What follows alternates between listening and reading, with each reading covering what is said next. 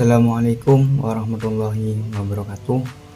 Di sini saya dari kelompok 2 akan menjelaskan tentang manajemen konflik. Sebelum itu, perkenalkan, nama saya Febri Darmansyah, NIM T20193159 dari kelas MBI C4. Perlu yang kita ketahui bahwasannya manajemen konflik merupakan serangkaian aksi dan reaksi antara pelaku maupun tersangka dalam suatu konflik.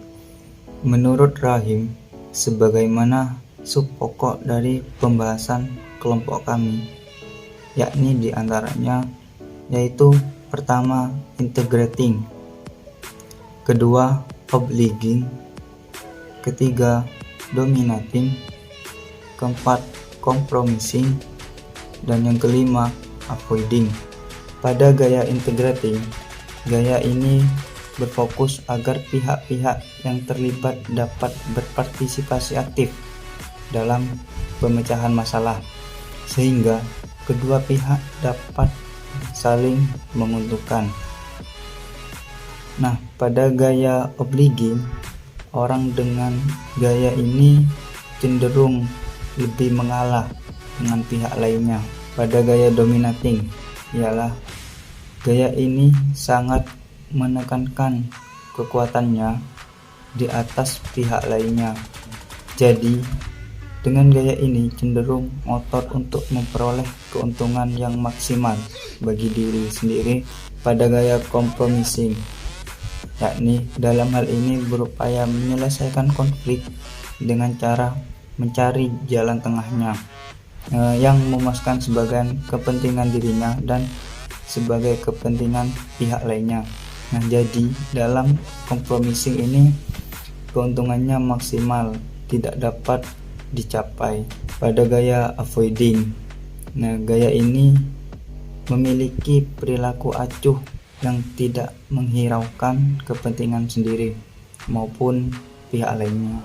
Nah, pendapat Rahim relatif sama dengan yang diungkapkan oleh Page dalam buku Karen L. Whitworth.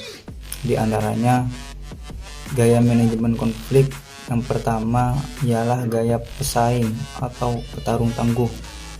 Nah, gaya ini dicontohkan oleh orang yang dengan ambisius mewujudkan tujuannya dibiayai oleh orang lain.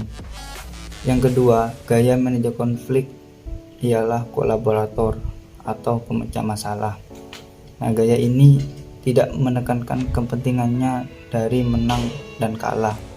Nah, yang ketiga ialah gaya kompromi. Nah, pada ini bekerja untuk membantu kelompok dengan mengorbankan individu.